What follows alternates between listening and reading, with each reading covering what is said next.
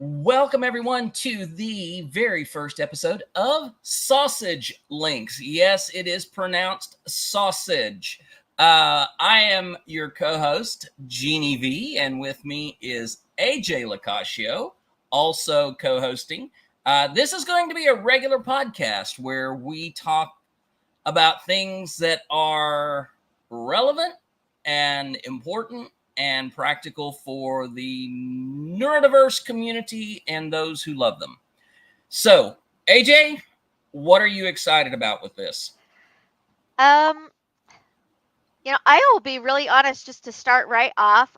Today, it's hard for me to be excited about anything. I'm just in grouch mode. It's been like a rough week with a lot of things being thrown at me and Yeah, making me change, things that I'm doing. And this is in my personal life.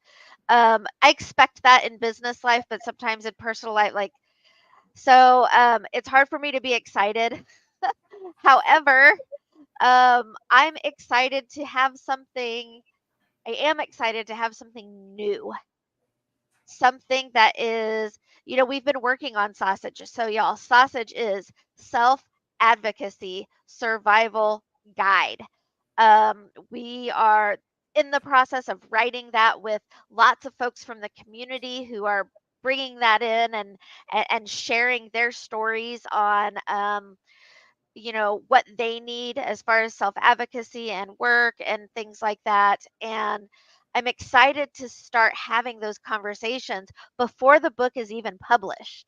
yeah, We are here talking about that. See, look at that. It doesn't take long for me to get excited about something. I just needed that thing, right?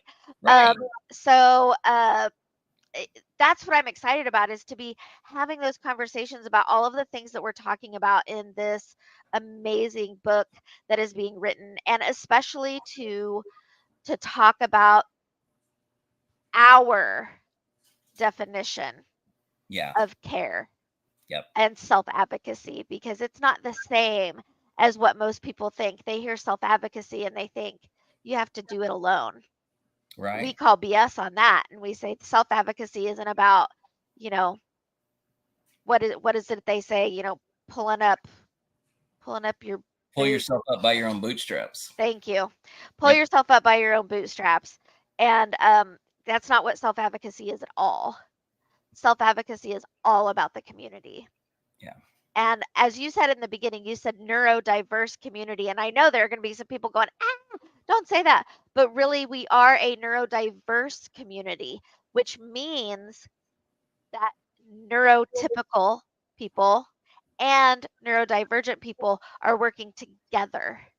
So, really, we are looking at everybody. This isn't only about someone who identifies as neurodivergent. This is about yeah, all of us working together as a community. And I think that's a forgotten conversation.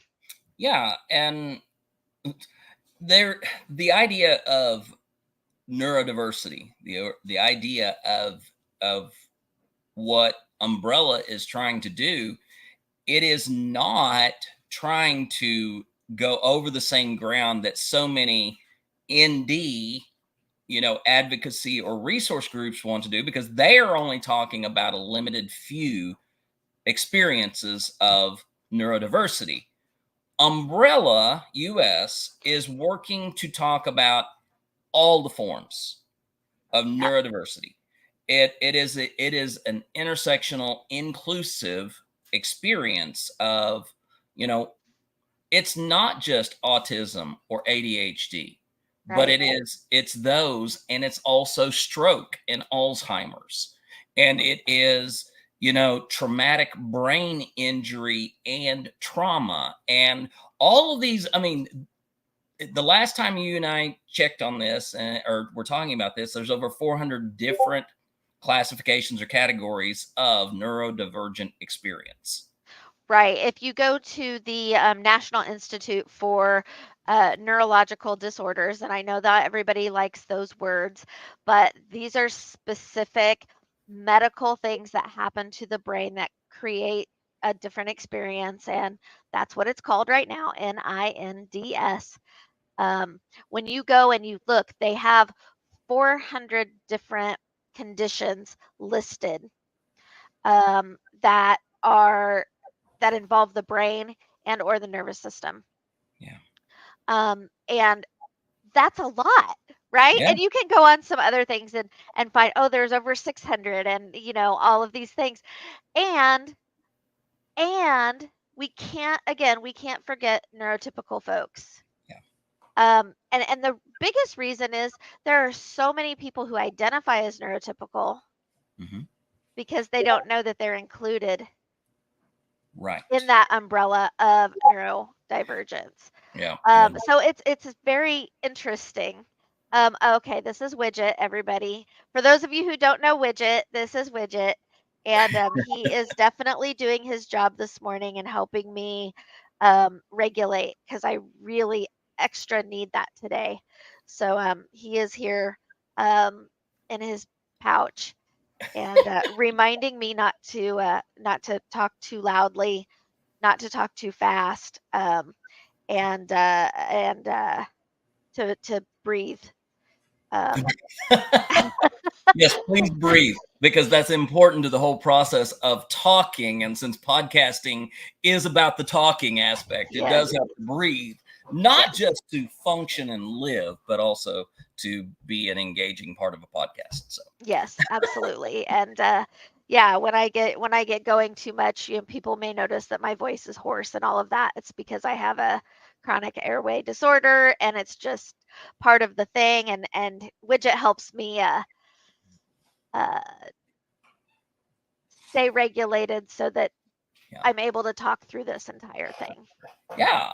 And um, just so you all know, I've had the opportunity to meet Widget. Widget is a sweetheart, Yes. and is not only a service dog for AJ, but is also sort of the official, unofficial mascot of Umbrella US. And you Yeah. can, whenever you go over to Umbrella US's TikTok or the Instagram, you will find Widget providing great tips and insights into just getting through life. Whether we are neurodivergent or neurotypical, Widget has some really helpful things to say about that and is being very bashful about it. Yeah, yeah, yeah. So let's get into this. Why is why is this such a passion of yours? Oh my gosh. Oh my gosh. So you want me to tell my whole story because really it involves so many things of me understanding who I am. So first let me say I am a people watcher and I always have been my entire life. I've always watched people, watched their body language, watched and tried to copy a lot of times what people were doing to interact with others successfully. Um, and and so I would say that it started from that. And people are interesting, Yeah, right? People are just really interesting. And you know, being that I love to watch and try to understand people, I've always worked in kind of service oriented things. First I was a medical assistant, and then I went, to school to be a teacher, and my teaching really focused on um, students who learned differently. yeah, And I went into teaching specifically to kind of focus on that because I learned differently and reacted differently and interacted differently in the world. And right before I decided to go back to school and go into teaching that this was 25 years ago, I was diagnosed ADHD. hmm, And 25 years ago, a woman being diagnosed with ADHD was less common yeah, um, than it is. And so I went into a deep, deep, deep dive of what it was to be someone born female with ADHD yeah, and why the stereotype like here I am, right? The doctor is like, okay, you have ADHD, and I was working with a psychologist, and I'm like, girls don't get ADHD, like I've never met another person Right. who also had a vagina when they were born Yeah. who had ADHD. Like this is all new to me. So in studying that, I was like, wow, there's so much that has been missed and there's so many misunderstandings. That was 25 years ago. Right. Uh, go forward until I'm in my 40s, and kind of the same thing happens. And suddenly I'm having conversations, oh wait, it's not just ADHD, you're autistic.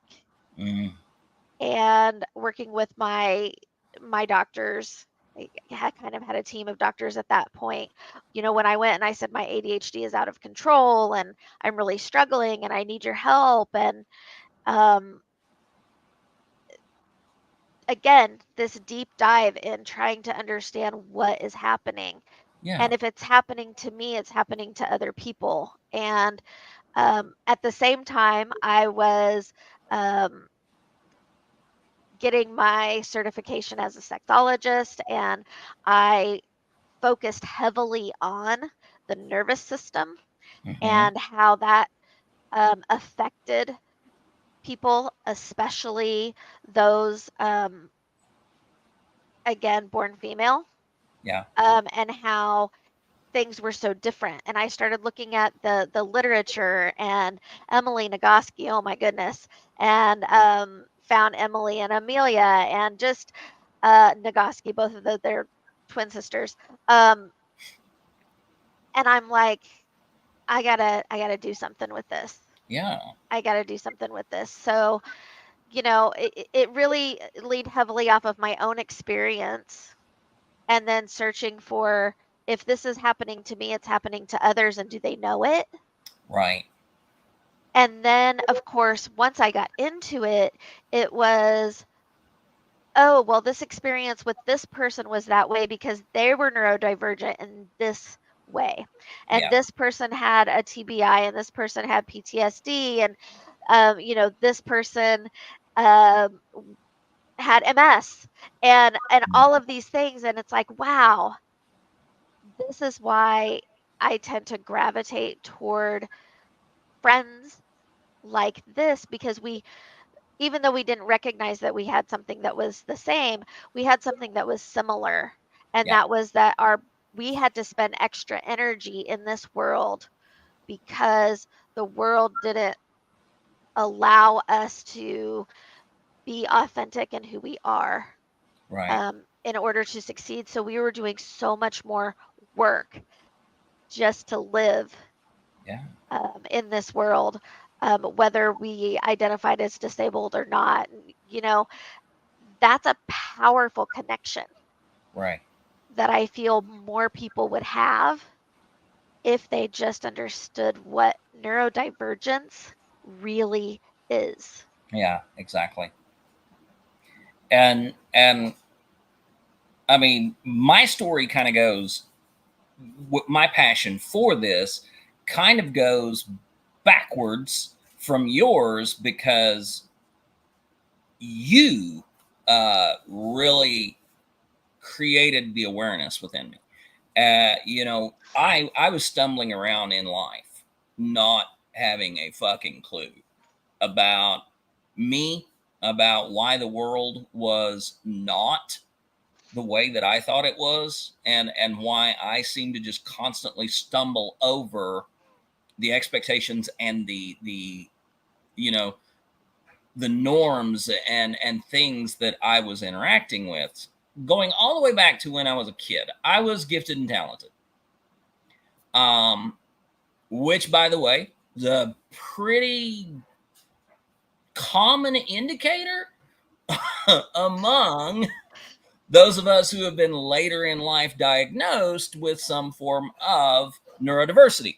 I run into so many people who are like, "Oh yeah, I was gifted and talented too," and it's like, okay, that's one. Right. And it just seems to be, Right. and Gifted and talented is a neurodivergence. yeah, yeah, It is not neurotypical. And you can, of course, you can fit in and do neurotypical things. Just yeah, because you're divergent doesn't mean that you can't do a lot of life that way. But as we gain, what you're talking about right now is this self-awareness of saying, I do this because yeah, society tells me this is what I should do. Versus if I was truly authentic, this is how I would be doing it. And then yeah, being able to make a choice of whether you're going to put a mask on or not. yeah. Um, and I'm talking a metaphorical mask, not like COVID masking here. Let's not get into those political debates. No, Um, you know, that's the real key of what we're trying to do. And that's where, sausage comes in. Is okay now that I'm beginning to be self-aware, now that I'm very self-aware, um, mhm, what do I do with that? right. How do I live my life with intention and make life be okay with the work of life, but Yeah, make life less of a job? yeah. And that was, that was the thing that I was running into after I graduated high school. Well, even before, but um, again, working backward and looking back over my life, I realized that for a huge chunk of my life, from about, oh, I don't know, 9, I was very concerned with the masks that I was wearing to ensure that people accepted me. And I was an outsider already in junior high and high school because I was a nerd. I was a transplant. I came in from a more urban setting to a rural setting, and so I didn't have a lot of clue about the cultural norms. And I'm putting a mask on so I can be approved by people. And a large part of that was that, raised in a charismatic Christian home, one of the highest orders of, acceptance of recognition was becoming a pastor. And, that was a huge mask that I wore, because now I was not only thrown into a position where I was trying to get approval of my family, which I got, um, but I was also trying to gain the approval of this congregation of strangers. And so I was switching masks constantly. Hmm.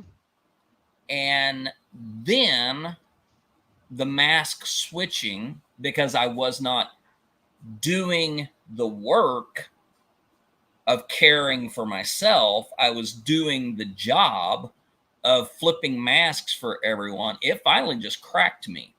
And from the moment that I had my mental health crisis, for the next 3 years, 4 years, I was sorting out what is going on with me. I mean, the first thing was Hmm. trauma, recognizing that hell, I had been beaten the hell up in the church. Hmm. And just trying to figure out, why is it when I listen to a radio station and they play a Christian song, I have to be careful not to punch through the dash because I want to get that off as quickly as possible. How is it that I'm driving in traffic one day and I see the goofy little fish on the back of someone's car, and all of a sudden my gut tenses up, and is like, oh God, I got to go get away from that car as quickly as possible. So I'm working through all of this. I'm trying to find a therapist who can help me understand this. And I'm also working out that I'm transgender. And as I'm beginning to look at, other people's transgender experience, I'm forming a hypothesis in my brain that being transgender is a form of neurodiversity. It is a neurological arrangement that is sort of all, you know, it creates a different neural pathway. So working on trauma, working on, understanding my identity as a transgender woman, also at the same time, polyamory and kinky, all of these things are slamming into me at the same time. Then throw in, oh, by the way, you have ADHD. And I'm like, well, that's new. That's a first. Nobody has told me about this. And this is at 51 years old. Mm-hmm. And it's about this time, while I was also working on my certification to become a sexologist, that I crossed paths with this very dynamic individual. We first interacted through a live chat session through the program that AJ and I both went through. And there was an instant sort of just connection. And Yep. I mean, so instant that it wasn't long after that I was taking a trip out to the West Coast. AJ lived on the West Coast, and AJ's like, I want you to come down and see me. Yeah. And this is like, Come stay for a week. Yeah, come stay for a week in my house. Which is bizarre because I love having people over, but I also love it when they leave. So Right. yeah, come stay for a week. Yeah. That's not something that I normally say. Right. And it's like, here's this complete practical stranger. But we made this personal connection, but we also made a professional connection because I was working with a transgender resource group, and we brought AJ in to help us sort of do the work of doing the work of being a resource for the transgender community. And then AJ and I started focusing in on my shit. And AJ has been there with me to not only explore and understand and frame my understanding of neurodiversity, but also we found the way that I complement AJ in talking about this passion. Right. And right. so that's why we're here together, is that we are near sisters. We're having shared experiences, because I've said more than once that AJ is the only person who can communicate with my brain. In my entire life, I've never had the experience of working with AJ, because it's like, why do you know what I'm thinking? But we have a personal connection, we have a professional connection, and now we have a passion connection. Absolutely. And here's where we really get to talk about the work thing, right? I'm very good at the work that I do. Mm-hmm. I'm very bad at getting on and having conversations like this. Right. This is something that I really struggle with, is to get on. And I have tried multiple times of doing TikTok things myself. Right. Of doing, little videos and things. And for some reason, I get, it's just hard for me. It drains me. Just doing Yeah. one little thing, it just drains me. And I don't like it. And it's a job. Yeah. And we don't want folks in our community just having a bunch of jobs in a day. Jobs are exhausting. Work Yeah. is uplifting. Right. And so we had this conversation of how can we work together so that we can feel that we're gaining some energy throughout the process. It doesn't mean that we're not tired. You Right. still get the tiredness, but it's not sheer exhaustion where you can't do anything else. It's a Yeah. more empowering, if you will, kind of thing. So, I said, I said, Jeannie, I really need your help. How can we do this? I can't do this alone. Right.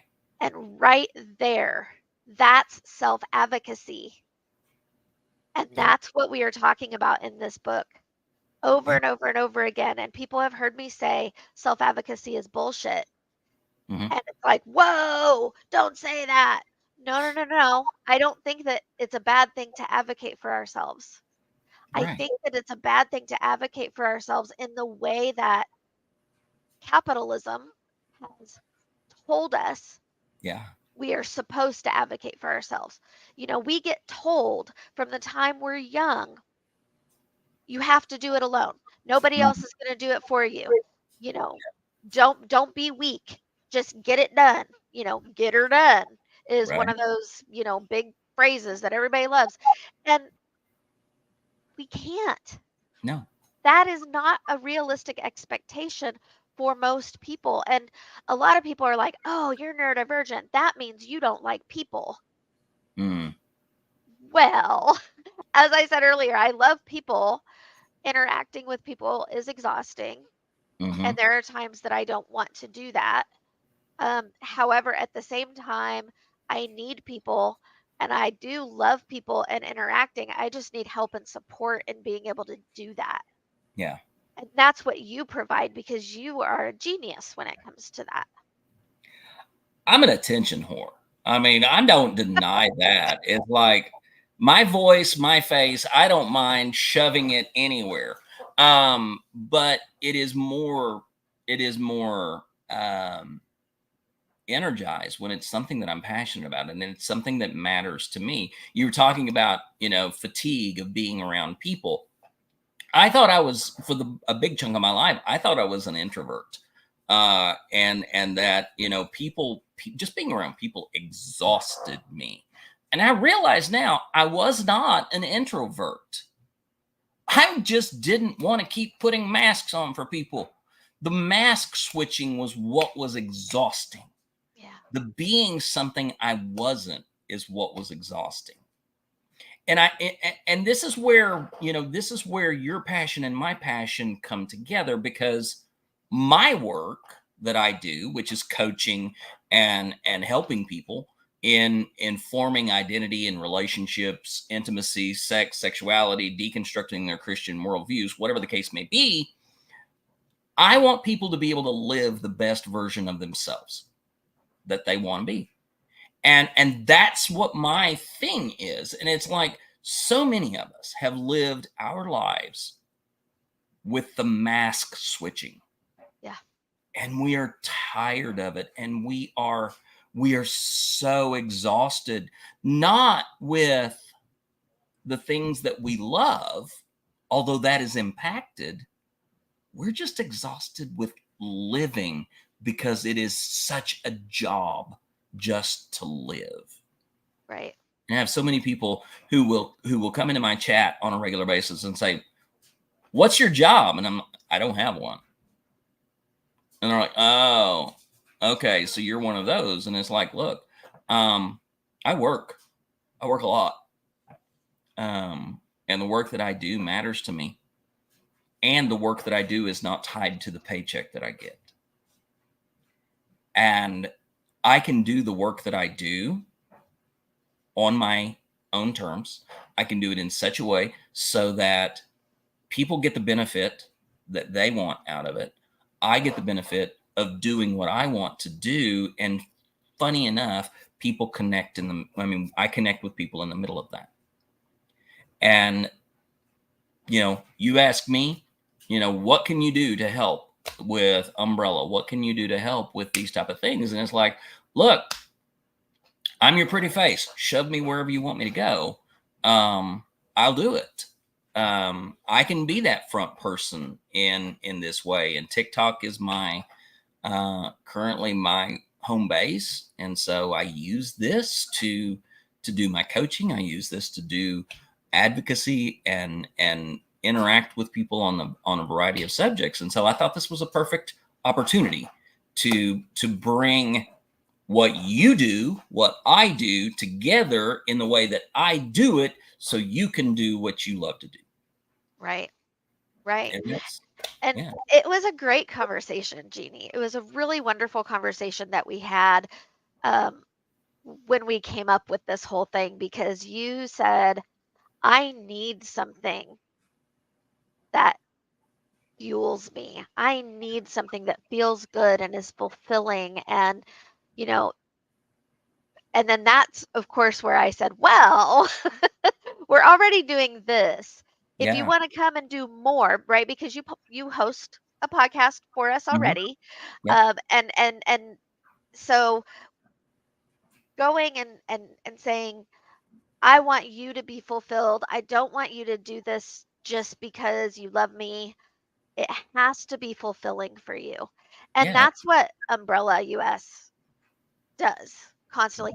Every meeting that I have with a volunteer is, well, I'm not going to tell you what a project is. I need to talk to you. I need to find out what fulfills you, what feels good to you. And then we will create the project with right, you. So now, of course, if we have somebody come in and they're really like, just give me something to do, I don't care what it is, I just want something to do. For some people, that is how they work, yeah, and that's fine. But that's really rare. mhm, Really, those people who do that, they come in, they work. That's not it's not always a consistent relationship, right? yeah, Versus somebody who creates their own project, they're able to do it on their terms. Then they get to exactly the passion. That's what you said earlier is our passions coming together. So it's then that passion they are allowed to deep dive into something that they want to do. right, absolutely, Which not for all people who are neurodivergent, but for I would say a majority of people, um, we all like to do what we like to do, right? mhm, We want to do the things that we like, that inspire us, that challenge us, that, you know, light the fire within. Uh, right, so, because that's work and work feels good mhm, versus just doing a job. And right. that for those people who come in and they want to just do an odd job here and there, that's awesome. We'll do that. Um, but that's not what you wanted. No, no, I need purpose. Um, my work has to be purpose filled Yeah. in the sense that, I need to be able to apply what I am talented with, what I'm good at And in that's such a way. talking. Yeah, it is talking. Um, but but I need to be able to do that in such a way so that I feel like it's making an impact, so that there is. I mean, I am not a stand-up comedian by any stretch of the imagination. If I tried to get up and be a stand-up comedian, it would not impact, um, because that's not my thing. But being a pastor, standing up in front of people multiple times during the week, taught me that I do have this ability to communicate things that are meaningful. And that's what Umbrella offered me this opportunity to do, was come in, do this thing that you are good at in a way that brings meaning to other people. And along the way, I get to learn things. I get to expand my knowledge, which is just, basically that's a kink of mine. I mean, if I get to learn something, it's like, ooh, nice. Ooh, I get tingly As there. Alanis Morissette says, intellectual intercourse. Yes, Yes, exactly. yes. And that's the part of this, this collaboration that, you know, getting to spend time with you is the icing on the top and in the middle of a multi-layer cake. I mean, that is just, yeah. And Yeah, that's the stuff that I scrape off. Just yeah, saying. okay. Well, that's okay. You call me a 7-course meal. I still haven't I figured that shit out. So we'll have that conversation someday and let people know what we mean by that because I think you called me a I don't know, a multiple flavored bucket of popcorn. Yeah, I think that was yours actually. That's great. But yeah, we will talk about that at some point. Cool. But real quick, let's kind of wrap this part up, and then we'll be able to open to questions and conversation. Um, where are we going? I mean, what are we going to do to talk about sausage? What are we going to talk about this survival guide for getting through? Now, I was using a description. I don't think it's going to land with you, but I was like, Okay. the hope is that through this, linking people to sausage when it gets published, the conversations that we have here connecting to the printed material that they can read and they can work on in their own lives is going to bust through the virtual reality of neuronormativity. The idea that there is a standard of behaviors and ways to understand that this standard must be applied to all. I was saying that's virtual reality right there. That there is no standard. And with over 400 different experiences of neurodiversity, when you start looking at the number of people that includes, we begin to see that neuronormativity is virtual reality. It is not true. It is there is a screen blocking people from experiencing what is reality bomb. Now that's what I described as this. I want to be the matrix for this virtual reality thing. Oh, that's fun. I mean, it is a metaphor for transgender experience. So I'm okay with being Neo, but it's like the matrix of neuronormativity is something that I would love to see us tear down, so that people get to be Love people. that. The matrix of neuronormativity. I've got to type that into our chat so that we can come back to that. So what we're gonna do is this sausage talks about all of these things, and it talks about them in a way. Number one, this is something that is done by neurodivergent people. Yeah. And it's a lot of different stories. It's a lot of different experiences. And one of the things that I love about it is I don't think we're redefining anything.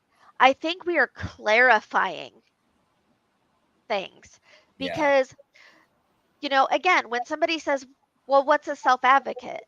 Oh, well, that's somebody who sticks up for themselves. No. Yeah. Demanding that your needs be met is not self-advocacy. Mm-hmm. There must be a collaboration for self-advocacy to truly happen. And that's why I say that self-advocacy is BS, because we're going out there, we are told that self-advocacy looks like demanding that your needs be met. And if Right. they're not, canceling whatever that is. Yeah. But what we're doing with true self-advocacy is a curiosity. It's a curiosity of, well, what do I really need? And how can we work together to make that happen? Yeah. And it's curiosity on the part of the people who are working with us, whether that other person is neurodivergent or whether they are neurotypical, because the true problem is neuronormativity, right? Right. We have this thing that where the world says this is what it is to be normal. Yeah. And so we've got all of the things. Well, what is a self-advocate? What does that mean? What is community supported self-advocacy? I don't think many people have even heard of that before. And so we're going to talk about that. We're going to talk about economic security. How COVID affected that, for so Right. many of us. We're going to talk about, oh my gosh, curiosity. We're going to talk about judgment. We're going to talk about, I'm sure that we're going to come in here on some days and just be like, you know what? This entire week has just been one thing after another coming at me. Yeah. And here are some of the things that I've done to get some help. Or maybe, Jeannie, that's where you say, have you asked for the support that you need? Right. How can you ask for it? How can you ask for it differently so that you can get it? Yeah. How can you do the self-care of saying no to things in Right. a way that maintains important relationships to you? Yeah. Um, And these are just a it few also of may the topics. it also may look like us coming in here and venting because some dumbass politician introduced some piece of legislation that is bullshit, Yep. or some organization has made some kind of claim, and that has just thrown everything into a dark light. And so, being able to do this and being able to be flexible is, an important part of Yep. how we work. Being flexible, I mean, hell, we're 20 minutes late today. That's flexibility, Um, Yeah. And I did not have a complete freak out about that. Like sometimes I might. you weren't completely freaked out, but damn, the spine was so rigid that it was like, I'm just going to use it as a saw Yeah. to I mean, cut some trees down. yeah. And once we got into the conversation, notice Widget got down because he was Yep. like, okay, she's good now. She's breathing. They're okay. Yep. Yeah, I mean, and this isn't, I hope that people understand that this isn't something that we're going to do and then the book comes out and we're going to be like, okay, bye, y'all have the book now. No, no, Yeah. no, no, no, no. We're going to continue and we're going to invite you to have conversations with us and to ask us questions and say, let's expand on that, because you can only get so much in the written form. And Exactly. then you need to process it, and then you need to converse about it, and then you need to see other people's experiences with Yep. that and start understanding other perspectives Right. that you maybe didn't think of, because when we do that, we become even more self-aware. Yeah. And for some of us, our forms of, processing information involves the necessity of having back and forth conversation. Yep. We need to be able to look at it from a different perspective, and conversation is a better way than just reading that material, because we get locked into a certain amount of information. So I'm looking forward to this. I think what we're going to be talking about is not just important for people who are neurodivergent. It's for people who are in relationships with Yes. neurodivergent people. It is for people who are just curious about the subject, because this is one of the hot catchwords that's floating around. It's also for people who are going to be employing neurodivergent people. Because Or who already are, and yes, maybe don't even know it, because again, neurodivergency is so much more expansive yes. than people think. And so this is who this is for. This is not just for those of us who experience autism, not just experience traumatic brain injury, or Migraine, psychological migraines, and long COVID, oh yeah, long haul COVID. We have cerebral so many palsy. different Yeah, things that the conversations will apply, because it is absolutely. such a huge demographic of people I who see have that these. Lee just put in there, it could be valuable to parents of neurodivergent children. Absolutely. Absolutely. Ask questions, understand work, understand. Um, there's something that we haven't even talked about. We're going to clarify the definition of work. Yeah. This is also a great point. Mods, if you'll turn the chat back on in TikTok. Awesome. So we're gonna go ahead and if you have questions, or you're wondering about stuff, this is a great time. AJ is a professional when it comes to this subject matter. I'm just really knowledgeable amateur. um and so AJ is, as somebody who spends a lot of time focused on this subject, working on this subject, gave birth to Umbrella US and all that this is. So this is a great time to be able to ask somebody who is an expert, who has the knowledge, who has come at this from so many different directions to understand this. Not just an education background, but also a sexologist, also the wife of a veteran, and Disabled, disabled veteran, nonetheless. and somebody who experiences not just the typicals, but the normals of neurodivergence. Right. And so Also, this is an also the opportunity. mother of Yeah. another disabled veteran. And the Yeah. pseudo mother of a bunch of neurodivergent. Oh my goodness, yes. I mean, they don't call me Mama Pistachio for no reason. Exactly. And people always ask me too, I have to say this. People ask me, why do you identify as a gender queer woman? I don't understand that. That doesn't make sense. Mhm. And it's like, well, because I don't fit into the category of what it means to be a girl.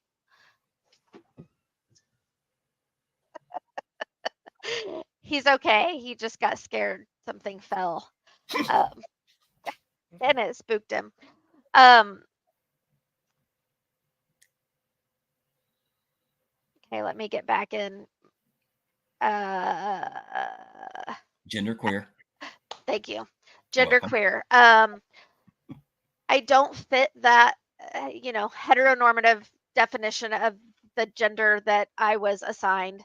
Mhm. However, I have experienced and learned from and gained many things. Even like you saying that I birthed Umbrella US, like that thing is very near and dear to me. Yeah. And so, even though it maybe doesn't make sense to a lot of people, to me it does. Mhm. Um, because I do hold on to that, and I share that experience Right. with women, and that's how I um, connect with women. That's Yeah. what I understand from womanhood. So there you go. There's that answer. All right. So again, if you all want to ask questions, AJ is monitoring the other channels that we're broadcasting on. I'm monitoring TikTok. So drop your questions in. We've got a little bit of time left to deal with those. Yep. Um, Questions, comments, things that you would like us to address in the future. Questions, comments, suggestions, and arguments. Oh yeah, I love to argue. Yeah, I know. I I love know. to argue so much that I will argue with people who are safe, but I don't like conflict. I don't like conflict, but I love arguing. Sometimes I get onto Gemini and argue with AI. Um, yeah, there was an experience yesterday in the live here. The live that I was doing, we had someone who their entire point was arguing my existence. And one of the very first things she did was invalidated my identity um, as a woman. And so, mods, can we turn the comments back on, please? I don't know why the comments are off, but I was just informed that the comments aren't on in TikTok. But since she wanted to invalidate my experience as a woman, by the way, that's Nick. Hi, He Nick. said hello. And that's Ollie. But since she wanted to invalidate my experience as a woman, I put my microphone on mute, and I only invited real women up to talk with her. And it was over an hour of just mind-numbing rhetoric and repetition and those type of things. And it's like, people are like, Genie, how did you survive? Because you've never been quiet that long. And it's like, well, mostly I was, flirting with people on other platforms. Of course. Of course. I love that. Okay. I have a question here from Lee. Excuse me. Lee says, I'm an ADHD parent with a 15-year-old who is transgender, autistic, ADHD, has depression and anxiety. I struggle with where the line is of advocacy and coddling. Oh, This is a good one. yeah. And really, Lee, here's my quick and dirty answer, I guess, to that. Um, this is about consent. Mm, This is actually gonna be talked about in the book. When we are talking about intentionality. yeah. Self-advocacy is all about intentionality, and intentionality includes consent. That means that you and your child are talking about their needs, negotiating needs, coming to an agreement on how to help them in certain situations and what their goals are. Yeah. If you are sticking to their goals and being supportive of their goals while they are maintaining autonomy with your support, Yeah. that is advocacy. Coddling is when you are allowing them or creating a situation for them where they are not able to grow Yeah. into the goals that they have set for themselves. Yeah.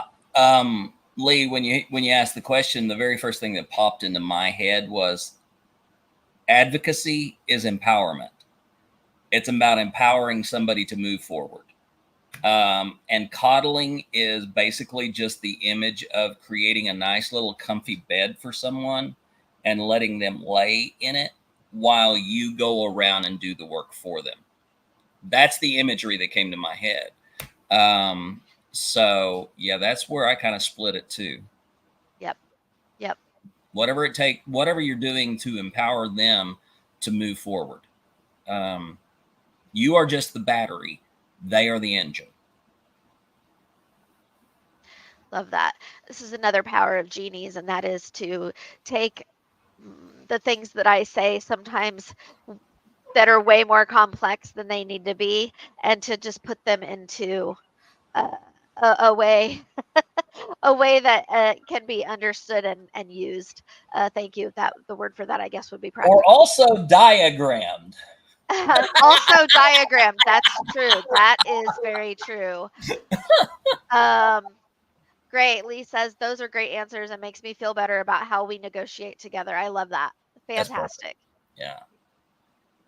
And so there's a lot of hate around the word compromise, especially when it comes in, when it moves into equal partner relationships.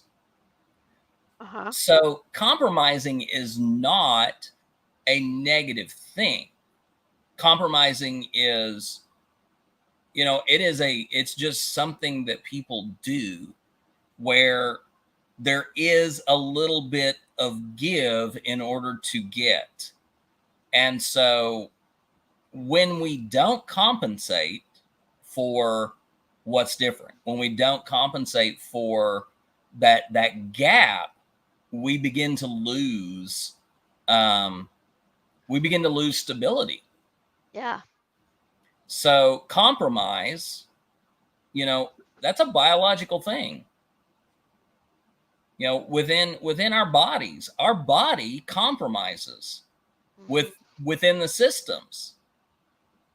If you're not getting enough oxygen, there are mechanisms that says, okay, one of you other systems has to do something, Yeah. you know? And so the other system's like, no, I don't want to do that shit. I don't want to work harder. Yeah. Well, it's like, okay, then you're going to turn blue and die. I mean, that's just Yeah. No, I come mean, on. that's a great analogy because this is something I've been working with lately, Hmm. with this airway disorder that is a new diagnosis for me, even though it's been going on for several years now.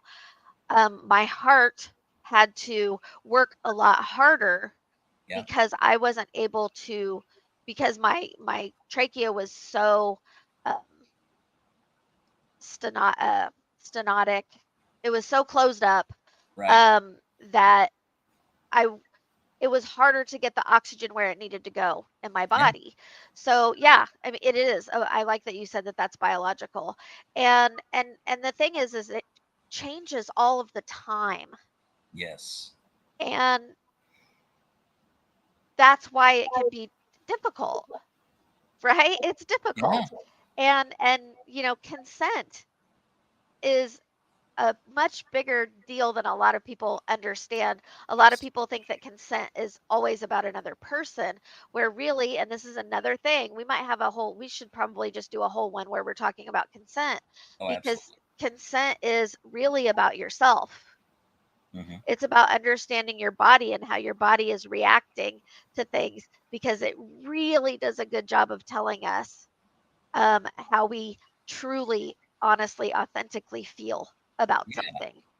And consent is not just something in the world of sex. Absolutely not. We hear those words associated so much that sometimes people are like, oh, I'm not talking about that. That's a sex thing. No, consent applies to anything and everything that you have the ability to agree to do or disagree and choose not to do it. It applies to everything. Yep. Consent is even, am I going to eat a healthy, balanced meal, Yep. or Yep. am I going to have a bag of pork rinds for supper? Right. Don't forget the cream cheese. Well, I prefer, dip or, seasoning my own. But the thing is that we know having a healthy meal of of appropriate portion sizes with the balances of nutrients and all those fun things, that's what we should do. We all know that. We also know that we don't have the ability to get up, figure out what we are going to make, then put the effort into making it, then the effort of eating it. And yes, eating is work. Yes. Yes. Then the cleanup. So picking a meal around all of those, you really have to have a lot of energy left. You have to have a lot of energy to do the right thing over here, Right. according to our brains. Right.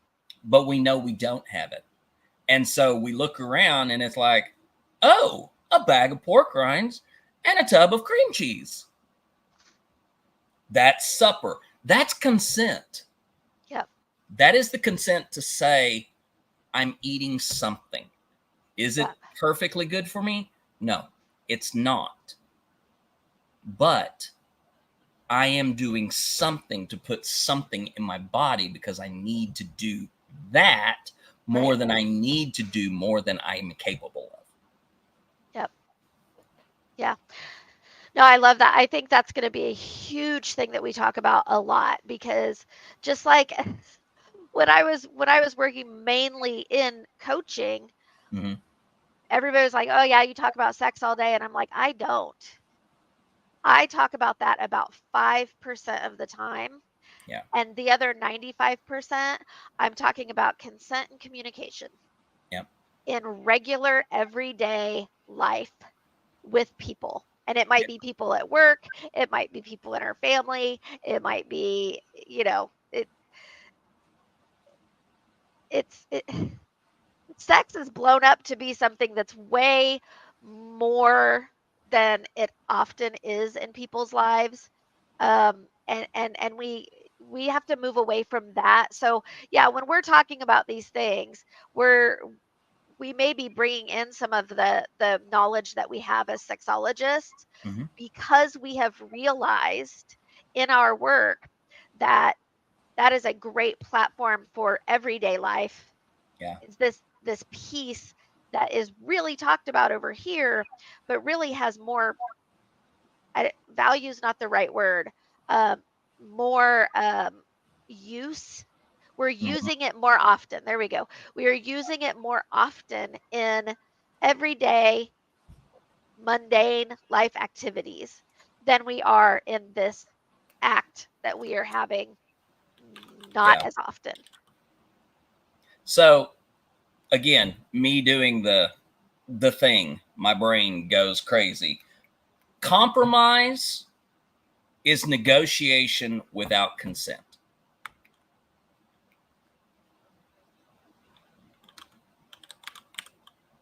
Because in a lot of cases, we compromise by saying, fine, whatever you want.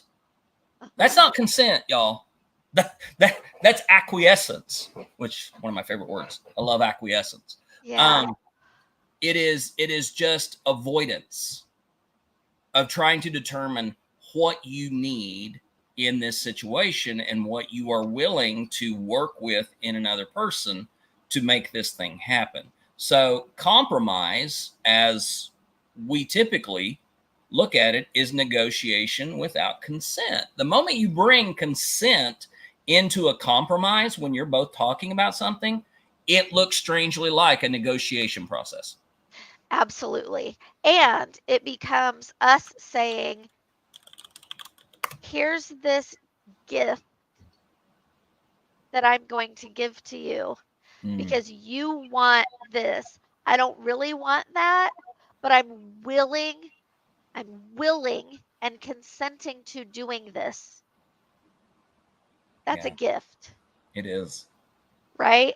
And that then becomes the conversation Yeah. of, I'm willing to give you this, and now we can talk about the terms, Mm-hmm. right? And it doesn't, this sounds like it would take like forever, but it really doesn't have to. And I feel like we're going into a whole other episode. Right. Um, Yeah. I really do. Um, but that just shows that it is a deeper topic than Yeah. a lot of things. And you know, true self-advocacy is very difficult because these things go so much deeper. Yeah. And that's why we need to have this show. That's why we need to have the book. Because again, we can't do it alone and we can't just pull it out of air on how to know how to do it. Yeah. And I think this is why so many people think that neurodivergent people struggle with communication. Mm-hmm. Um, I think maybe it might be the other way around. It's that we are frustrated with the lack of communication. Yeah. You know, Oh, not that communicating it might be difficult for some people, because of course it is. But I think that for so many people, it's we're not communicating in a way that each other understands. a lot of us are over communicators. Yeah, We overly communicate something and it drives people batty. It drives people who don't understand this is how we function. This is how we make our way through the world. Um, it just look, you were saying a while ago that I have the talent to take what you say and distill it down into something different. You are operating without a mask. You are functioning in that place of this is what I want to communicate to y'all. right. I have lived in a setting where I had to learn to be able to do that but in the most succinct way as possible.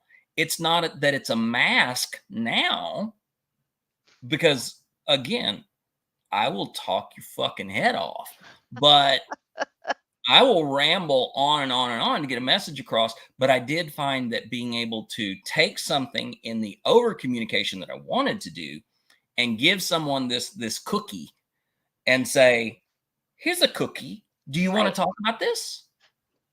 And I found that that is the easier way for me to be able to open that door with people. It was a mask, and now it's a skill that I've developed. Yeah. Yeah.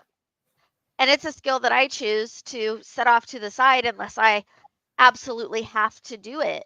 Yeah. Um, I really do. I really do think that, you know, in order for me to do this job, I need to have somewhere Hmm. where I can not have to think about all of the things that I'm going to say so that I Right. can get the best out of me. Yeah. Um, Absolutely. and I'm glad that you do that. I'm glad that you do that for me. I appreciate it. You're very welcome. I'm your little translator bot. Um, I so, hope people put questions and stuff in.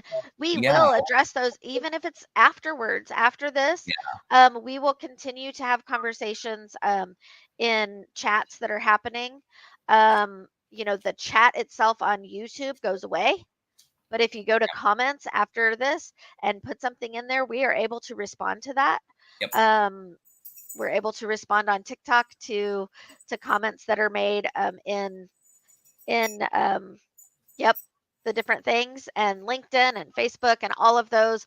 We are able to continue this conversation afterwards and then bring things to future episodes as well. Yeah, absolutely.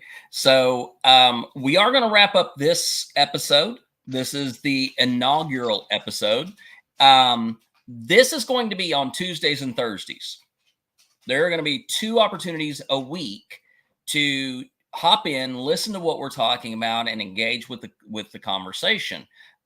This is about curiosity. We want you to ask those curiosity questions when it comes to neurodiversity, when it comes to your experience or somebody else's experience, or just what can we do. We want to have that curiosity. We want to build that space. We want this to be the back and forth conversations that help us all learn, because self-advocacy begins in community, and that's where we are going.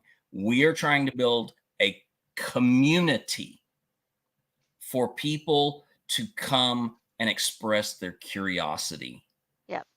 about their own lives, about the lives of someone that they love, or maybe even people that you just need to get along with in the work life. So you can reach me, TikTok. Also, if you look up in my profile, you will find all my links, which will get you to all of my platforms. AJ is on TikTok with the Umbrella US account. You can check it out, but umbrellaus.org will also get you connected with AJ. And if it's something you're Yep. interested in doing, if you're interested in contributing to the work that Umbrella US does, feel free to hit that the link at the top of the page that says At the top of the website. yeah. Okay, so yeah, on the website, it says take action, There and you then go. there's a form that you can fill out there to share your ideas, ask questions, come on a podcast, ask to volunteer, um, get in contact with us. You can also just use the contact option Yep. or email me directly at info@umbrellaus.org. Yep. All of And our platforms are at umbrellaus.org. yeah. I will say, And except for Blue Sky. Blue Sky causes us to have to use the website, which is okay. umbrellaus.org. Right.